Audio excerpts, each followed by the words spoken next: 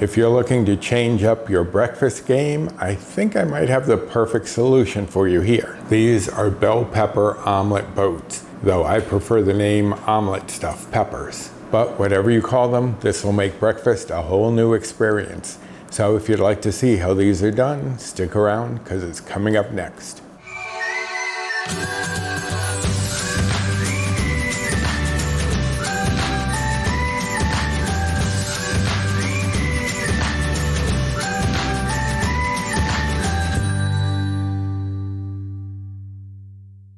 Hello and welcome to my kitchen. My name is Roy.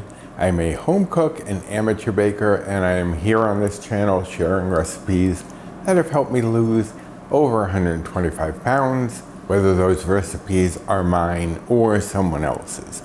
Now, today is kind of one of mine. Really, I found a base recipe for this on a site called Macaroni Kid, and it was touted as a low-carb recipe, which I'm not overly concerned with, but I did do the calculations on the bites and points, and it's still pretty good. Now, today's recipe is for something they are calling bell pepper omelet boats.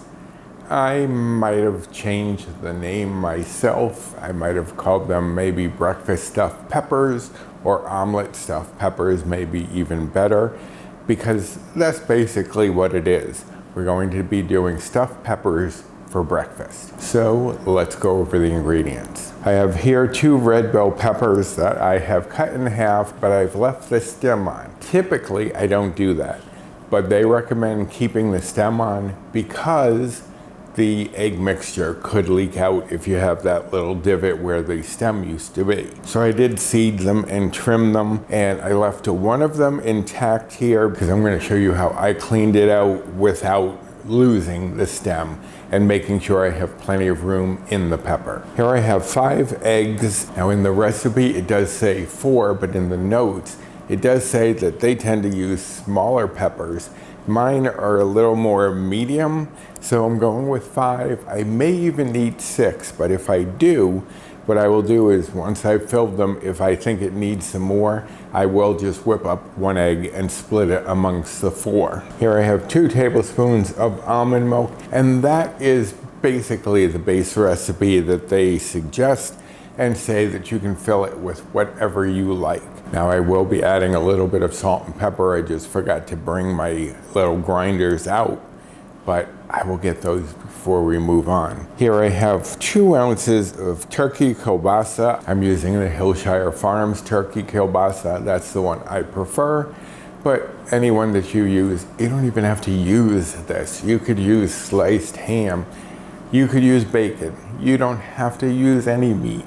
This is totally adaptable to whatever you like or whatever you happen to have lying around in the fridge that you're trying to use up. Here I have 1/4 cup of diced onion. And again, this is all to taste. This is to what you feel like having, so you may not be doing this. I will be giving you the bites, points, calories, and macros for what I'm doing here, but I will let you know that the base recipe is 0 bites, 0 blue points.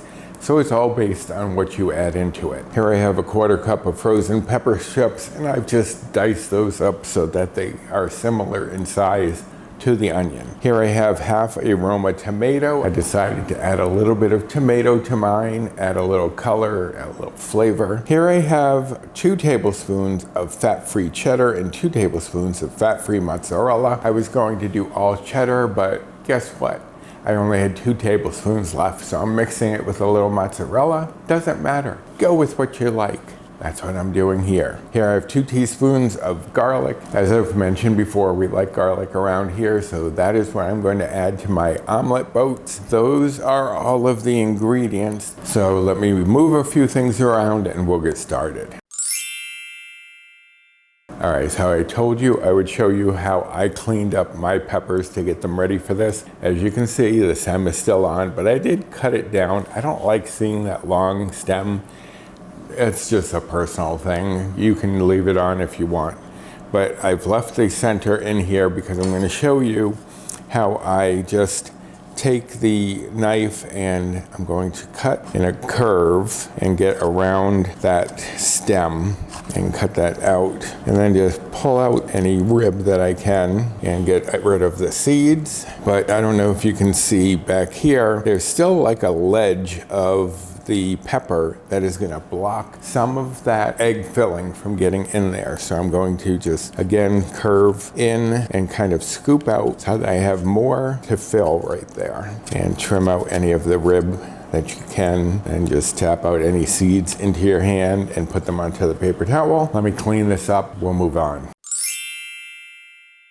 All right, so the first thing I'm going to do is to soften up my peppers a little bit. I have my little baking sheet here. That's what I'm going to cook them on because there's only 4 of them here. That should be plenty of space. I don't need a big sheet pan. I do have my oven preheated to 400 degrees, and I have put a little bit of water in the bottom of this sheet pan. Now in their recipe, they did use, I guess, a glass casserole dish. I'm not using that, I'm just going with this. So now what we're gonna do is add our peppers onto the watery baking sheet. What they recommend is putting them cut side up. I would have put them cut side down myself because I feel like that traps the steam in and softens them up, but I'm gonna go by what they are saying and we'll see how it works out for us, because we like our peppers soft around here. So I'm also gonna bake them, they said, for 7 minutes. I'm gonna do 10 just to make sure that they soften up the way we like them. And I'm gonna put them on here, cut side up as they suggested, and then put these into the oven. Okay, next step, I'm going to whisk up my eggs, almond milk, salt, pepper, and just get these whisked up and ready to go. Now, I'm doing this in a measuring cup because I am going to be pouring it into the peppers. So I want to make sure I don't have any problems, or at least make it easier on myself. I could still have problems, who knows. But just whisk those up, and then we're going to set these aside. Now this part is optional based on what you're using. I'm going to be sauteing my onions and peppers, getting my kielbasa slightly warm through. So let me grab my cooking spray, which I did forget to mention earlier. If you're heating anything up in a skillet, you do want a little bit of protection there. So I've coated my little saute pan here with cooking spray. I'm gonna add in my onions, peppers, kielbasa, and garlic, and just stir this all together. Now we're not necessarily looking to cook this for long. We just want to soften things up so that we know that they will be done in the oven. I didn't even have to put the kielbasa in, but I did hope to get a little bit of color on it.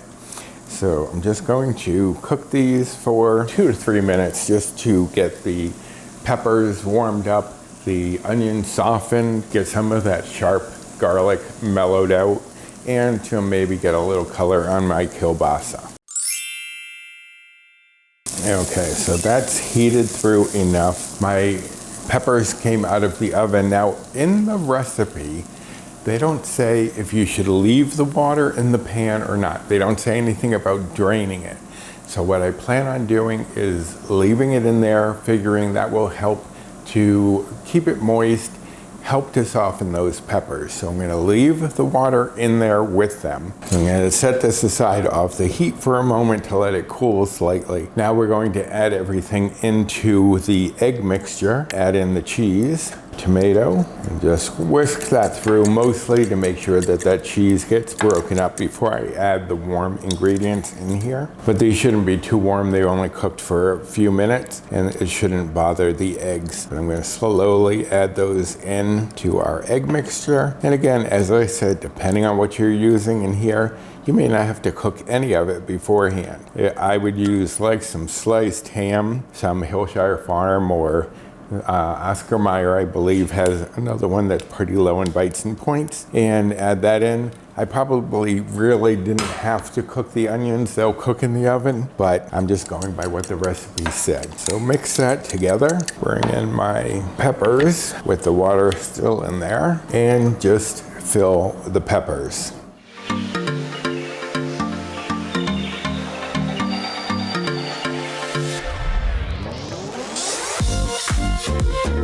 A little leakage over here because the angle of this pepper, but That's fine. Just gonna spread this out.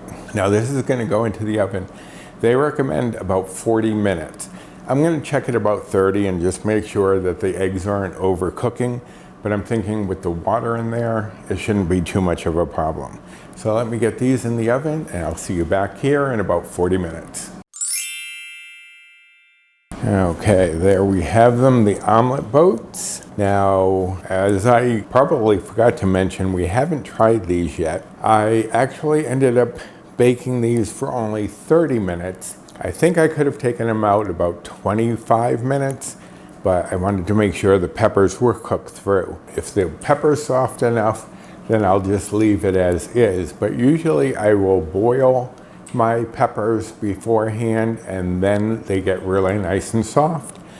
We'll see how this turns out. But it smells great, looks great, and I think the bites, points, and calories are pretty great too. Now you can do this for meal prep, they do mention that, and they can be stored in the refrigerator for about 5 days, and to heat them up they suggest just putting them in the microwave for about 90 seconds.